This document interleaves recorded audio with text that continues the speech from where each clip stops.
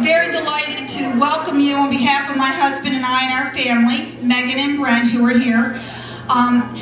But before I do that, I have an introduction that I think has to be said. And I want you all to know why my husband Ed and I and Megan and Brent are here tonight.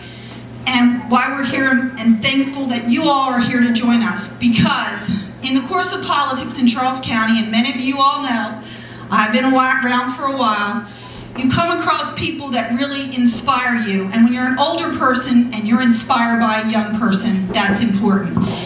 This young man could have gone anywhere. He could have taken the law degree that his mom worked so hard to make sure he got. And he could have gone anywhere, but he came home.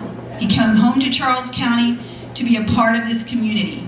And he served in many, many ways. And those of you who are here from the Democratic clubs and the Democratic parties and many of the volunteer groups, you know what I'm talking about. My Southern Maryland Women's League sisters, where are you? Let's hear from you. You know that he was there for us every time.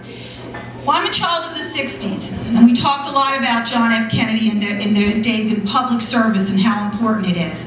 But many of us have forgotten about that. And it's nice to see young people who are willing to step up and who are willing to do that and who are willing to say, I'm not going to take the corporate law track. And I'm not going to go after money and material things. I'm going to come back to my county and I'm going to be a public servant.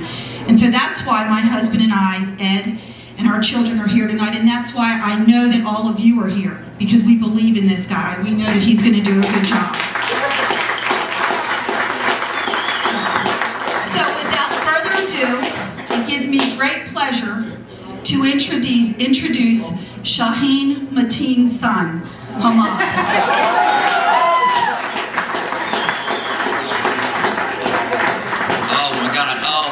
There's just no way you can follow that. I think I, for one time in my life, my career, I might be actually speechless. And those of you who know me know that is a very rare situation. That's right.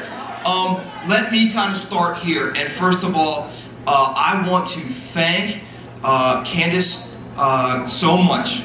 Candice, for everything you've done. Candice Quinn Kelly is just, and I've said this to people, and I mean it in the best way possible, this woman is a hurricane.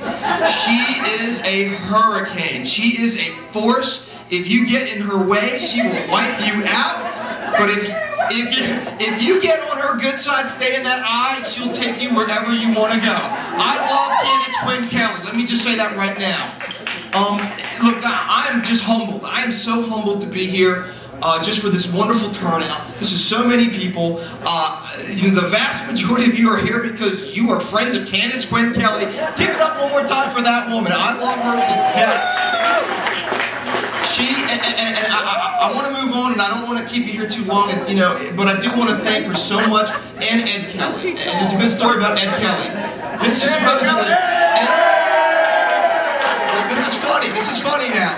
Candice comes up to me, Hammad, I'm going to throw you a fundraiser. She was the first person. As soon as I announced, she said, Hammad, I'm proud of you. Whatever I can do to help you, I'm going to do it. And let me tell you folks, I've been around politics a long time.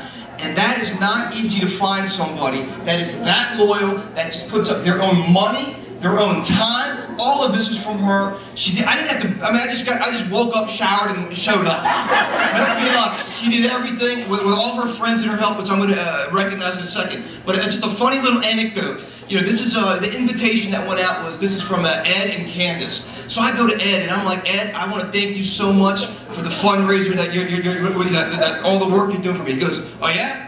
Okay, this is exact words. Oh yeah? How much did I give you? And I said, well, he's got that little Queens, New York accent there, and the Irish accent there, good fast Irish Ed Kelly. And I said, Ed, it hasn't happened yet. He goes, oh yeah? How much you want? So I thank Ed Kelly, but I really thank Candice Quinn Kelly. And again, I can't thank them enough. There are a lot of people who helped out here, and I want to thank specifically Beverly. Where are you at, Beverly Lemon?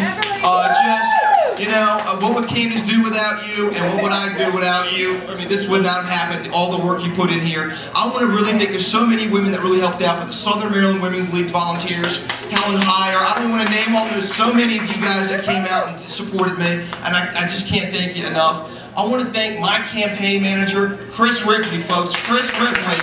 Let me tell you about Chris.